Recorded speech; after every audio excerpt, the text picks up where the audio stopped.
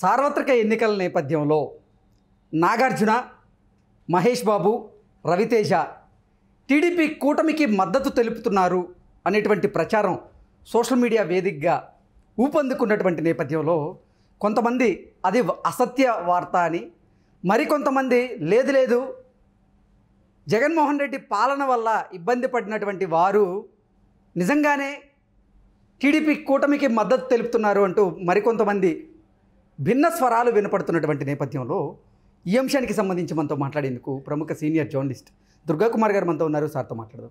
Sir నమస్తే. Sir నమస్కారం కృష్ణ గారు, మన వీక్షకులు కూడా నమస్కారం. దుర్గా కుమార్ గారు, మీకు హార్దిక జన్మదిన శుభాకాంక్షలు సార్. మా తరపున, మా వైల్డ్ వుల్ఫ్ ఛానల్ తరపున, మా ప్రేక్షకుల తరపున. థ్యాంక్ యూ కృష్ణ గారు. మీ అందరికీ కూడా ఆ దేవుడు, మీరంతా యువకులు కాబట్టి మంచి భవిష్యత్తుని, దీర్ఘాయుష్ని ఇవ్వాలని కోరుకుంటున్నాం మన వీక్షకులకు కూడా. ఓకే సార్, సబ్జెక్టులోకి వెళ్తే ఆంధ్రప్రదేశ్లో సార్వత్రిక ఎన్నికలు జరుగుతున్నటువంటి నేపథ్యంలో నాగార్జున గారు, అలాగే మహేష్ బాబు, రవితేజ వీరందరూ కూడా తెలుగుదేశం పార్టీకి, అలాగే తెలుగుదేశం పార్టీ కూటమికి మద్దతు తెలుపుతున్నట్లుగా సామాజిక మాధ్యమాల్లో ఒక ప్రచారం అయితే ఊపందుకుంది. ఈ నేపథ్యంలో అది ఫేక్ వార్త అంటూ కొంతమంది కొట్టిపారేస్తూ ఉంటే, మరికొంతమంది ఏమో లేదు జగన్మోహన్ రెడ్డి పరిపాలనలో మహేష్ బాబు బావ గల్లా జయదేవ్ గారు కొన్ని ఇబ్బందులు ఎదుర్కొన్నారు కాబట్టి మహేష్ బాబు గారు టీడీపీకి మద్దతు తెలుపుతున్నారు అంటూ, నాగార్జున గారు కూడా టీడీపీకే మద్దతు తెలుపుతున్నారని, రవితేజ గారు ఈ ఆంధ్రప్రదేశ్లో డ్రగ్స్ అనేవి విపరీతంగా పెరిగిపోయినాయి, స్టూడెంట్స్ డ్రగ్స్కి ఎడిక్ట్ అవుతున్నారు అంటూ డ్రగ్స్ ఇష్యూ మీద ఆయన మాట్లాడుతూ అది పోవాలి అంటే టీడీపీ కూటమి అధికారంలోకి రావాలి అంటూ ఆయన టీడీపీకి మద్దతు తెలుపుతున్నట్లుగా రకరకాల వార్తలు బయటకు వస్తున్నటువంటి నేపథ్యంలో అసలు ఏంటి సార్, దీంట్లో వాస్తవం ఉందా లేదా, అసలు మీ విశ్లేషణ ఏంటి అంటే ఏం చెప్తారు? కృష్ణ గారు, ఇప్పుడు మీరు ఒక 3 పేర్లు చెప్పారు సినిమా పరిశ్రమకు సంబంధించి. సినిమా పరిశ్రమలో 24 క్రాఫ్ట్లకు సంబంధించిన మొత్తం సిబ్బంది అంతా కూడా ఇబ్బందులు పడతారు.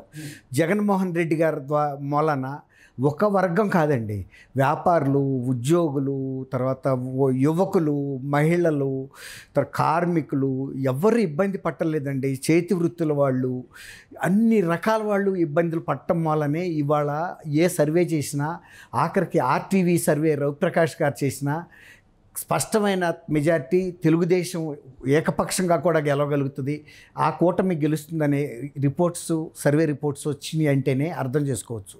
తర్వాత ఈ ముగ్గురు సముద్రంలో ఒక నీటి బొట్టు లాంటి వాళ్ళు. నేను రకరకాల వర్గాలతో, రకరకాల జిల్లాలో నా పరిచయస్తులతోనూ, మిత్రులతోనూ, శ్రేయోభిలాషులతో కూడా నేను ఫోన్లో ప్రతిరోజు సంభాషిస్తూనే ఉంటాను. ఇవాళ పొద్దున కూడా నేను చాలామంది నా మిత్రులు, లైలా కాలేజీ స్టూడెంట్స్, మేము అందరం కూడా టచ్లో ఉంటాం. వాళ్ళు ఒకటే చెబుతున్నారు, ఈ ప్రభుత్వానికి భయపడి కూటమికి మద్దతు ఇచ్చే ఏ వర్గాల వాళ్ళు కూడా బయట పట్టలేదు, గుంబనంగా ఉంటున్నారు. ఎందుకంటే ఈ ప్రభుత్వం ఎటువంటి సుధాకర్ అనే ఒక డాక్టరు మాస్కులు ఇవ్వని చెప్పినందుకు అతన్ని చనిపోయేరాక వెంటబడింది. ఇట్లా ప్రభుత్వం వ్యక్తుల వెంటపడి చంపేరాక వెళ్ళిన చరిత్ర ఎప్పుడు లేదు. ఈ ప్రభుత్వానికి అందరూ భయపడి బతుకుతున్నారు కాబట్టి ఎవరు కూడా గుంబనంగా ఉంటారు. ఇవాళ సినీ పరిశ్రమ మొత్తం చంద్రబాబుని సపోర్ట్ చేస్తండి. ఎందుకు సపోర్ట్ చేస్తంటే సినిమా పరిశ్రమ బతకాలి కాబట్టి. ఇప్పుడు అదే ఈ ప్రభుత్వంలో ఎందుకు బతకదు అంటే జగన్మోహన్ రెడ్డి గారి సిద్ధాంతం ఒకటే, ఎవ్వరు కూడా సుఖ సంతోషాలతో ఉండటం ఆయనకి ఇష్టం లేదు. ఆ కుటుంబ సభ్యులే చెబుతున్నారు ఇంత సైకో అనేది. సొంత బాబాయిని చంపి ఇతరుల మీద నిందేసి కిందసారి ఆ సానుభూతితో గెలిచాడు. ఈసారి ఆ వాస్తవాలన్నీ బయటకు వచ్చేసినాయి. తర్వాత ఈ నల్ల చట్టాలు చేస్తున్నాడు, ల్యాండ్ టైటిలింగ్ యాక్ట్ అనేది పెట్టి ప్రైవేట్ ఆస్తులకు కూడా రక్షణ లేని పరిస్థితి తీసుకొస్తున్నాడు. అలా ఏ విధంగా చూసినా కూడా అప్పులు పెంచేసి దాని మూలాన కట్టాల్సిన వడ్డీని ప్రజల మీద వేస్తున్నాడు. అదేమంటే ఆయన 12 లక్షల కోట్ల రూపాయలు అప్పులు చేసి 2.5 లక్షలు మాత్రం నేను బటన్ నొక్కటం ద్వారా ప్రజలకు వేసాను అంటున్నాడు. మిగిలిన 9.5 లక్షల కోట్ల రూపాయలు ఇటుపోయినాయి. ఏ విధమైన మౌలిక సదుపాయాలు మెరుగుపడలేదు. తర్వాత ఏ పరిశ్రమని రానివ్వకుండా, ఇందాక మీరు అడిగారు మహేష్ బాబు వాళ్ళ బావగారు గల్లా జయదేవ్ని కాదు ఆయన వేధించింది, 20,000 ఉద్యోగాలు లేకపోతే 30,000 ఉద్యోగాలు ఆంధ్రప్రదేశ్లో సృష్టించకుండా తోలేశాడు. ఆ బెనిఫిట్ తెలంగాణ ప్రభుత్వానికి వచ్చింది. కొన్ని వేల అమర్ రాజా బ్యాటరీస్ సంస్థ కనుక ఆడ ఉన్నట్లయితే ఎంతో మందికి ఉద్యోగ అవకాశాలు వచ్చాయి. డబ్బులు వచ్చాయండి. అది ఒక అంతర్జాతీయ లెవెల్ బ్యాటరీస్ ప్రొడ్యూస్ చేసే సంస్థ. ఒకప్పుడు ఎక్సైడ్ బ్యాటరీస్ అనేది చాలా పెద్ద ప్రముఖం అనుకున్నారు అది వరల్డ్ వైడ్గా. ఇవాళ ఆ బ్యాటరీస్ కన్నా కూడా మన్నిక కలిగిన బ్యాటరీస్గా ఈ పేరు పొంది ఎక్స్పోర్ట్గా అనేక ఖండాల్లో వాళ్ళ అమర్ రాజా బ్యాటరీస్ రిలయబుల్గా వెహికల్స్కి కానీ అనేక పరిశ్రమల్లో వాడుతున్నారు. అలా అంత పెద్ద పరిశ్రమను పోగొట్టి మేమే పంపించేసామని చెప్పారు. వాళ్ళకి ఏ విధమైన ప్రజా వేదికే కూల్చేశారంటే అసలు ప్రజలంటే అలాంటి దాన్ని ఏమంటారండి, ఆ భయం ఎందుకండి, ఫోబియా ఎందుకండి? ప్రజలు అనేది ఆయన సహించలేకపోతున్నాడు. కాబట్టి ఏ వర్గ ప్రజలు కూడా హ్యాపీగా లేరు. నేను జిల్లాల్లో కూడా తిరుగుతున్నాను. నాకు గ్రామాల్లో ఉండే రకరకాల వర్గాల ప్రజలతో సంభాషించినప్పుడు వాళ్ళు చెబుతుంది ఒకటే, ఇక్కడ మా మీద వాలంటీర్లు అనే ఒక వేగుల్ని పెట్టారండి, అందువల్ల మేము వాళ్ళు ఎక్కడ కూడా మాట్లాడలేని పరిస్థితి. వాళ్ళు వెళ్ళి కనుక ఏ కేసు పెట్టినా కూడా పోలీసు వాళ్ళు తీసుకోవాల్సిందే. తర్వాత ఆర్ఐ లాంటి వాళ్ళు మండల ఎంఆర్ఓలు కూడా వాళ్ళకి లొంగి బతకాలి. మీకు గుర్తుందో లేదో, రామనారాయణ రెడ్డి గారు కూడా వైఎస్ఆర్సీపీలో ఉన్నప్పుడు మీ దయా దాక్షిణ్యాలు ఉంటే మేము గెలుస్తాంరా లేకపోతే లేదని అనేక మంది ఎమ్మెల్యేలు కూడా వాలంటీర్స్ గురించి చెప్పారు. అలాంటి ఒక ప్యారలల్ వ్యవస్థను ఏర్పాటు చేసి వేగుల వ్యవస్థని ప్రతి 50 కుటుంబాల్లో ఎవడేం చేస్తున్నాడు అనే ప్రతిరోజు నిఘా. ఈ నిఘా నీడలో ఎన్నాళ్ళు బతుకుతారండి ప్రజలు? గతంలో ఎప్పుడు లేదు. స్వేచ్ఛ వాయువులు పీల్చి బతికారు. ఎవడన్నా నేను ఓటు పలానాడికి అయినంటే ఈయనని చెప్పగలిగేవాళ్ళు. ఇవాళ ఆ మాట కనుక అంటే ఏదైనా దౌర్జన్యం జరుగుతుంది. ఇప్పుడు మొన్న పొంగనూరులో ఒక క్యాండిడేట్ రామచంద్ర యాదవ్ అని ఆయన ఒక పార్టీ పెట్టుకుని ప్రచారం చేస్తుంటే దాడి చేస్తే పోలీస్ స్టేషన్కి వెళ్ళి రిపోర్ట్ చేద్దామని వెళ్తే పోలీస్ స్టేషన్ ముందే పోలీసుల సమక్షంలోనే ఆయన ప్రచార రథాన్ని కూడా తగలబెట్టారంటే ఏ విధంగా చెప్పుకోవాలి? మా బందర్ తాలూకా పోలీస్ స్టేషన్ మీద పేరు నాని వాళ్ళ అబ్బాయి ఎస్ఐ అనే ఒక కారణం మీద మీరు మరి అగ్రెసివ్గా జనం మీద వెళ్ళి కొడుతున్నప్పుడు ఆపటానికి ఎస్ఐ ప్రయత్నిస్తే తప్పేంటి? అంటే అది కూడా తప్పేనా? మీరు వెళ్ళి ఎవరినైనా కొట్టొచ్చా? అదే రోజు వాళ్ళు బందర్లో ఒక స్వర్ణకారుడు ఒక ఎప్రైజర్ మీద, గోల్డ్ ఎప్రైజర్ మీద ఇంటి మీద దాడి చేశారు. బాణసంచా కాలుస్తున్నారు, పిల్లలు ఉన్నారు, భయపడుతున్నారు. ఆ రవ్వలు పడి అగ్ని ప్రమాదాలు జరుగుతాయి. ప్రజలు ఇప్పుడు ఎప్పుడన్నా విజయోత్సవాలు జరుపుకున్నప్పుడు కాలుస్తారు, కానీ ప్రచారానికి వెళ్ళినప్పుడు ప్రజల్ని ఇబ్బంది పెట్టడం ఏంటంటే, ఏదన్నా వ్యాధి గుండె జబ్బులాళ్ళు, బీపీలాళ్ళు ఇళ్లలో మధ్యాహ్నం పూట పడుకుంటే ఈ డిస్టర్బెన్స్ చేయటం అనేది భావ్యమా?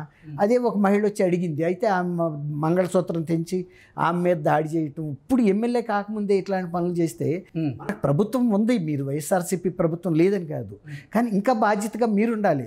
ఎవడన్నా ప్రతిపక్షాలు చేస్తే మీరు చెప్పాలి ఇలాంటివి చేయొద్దని.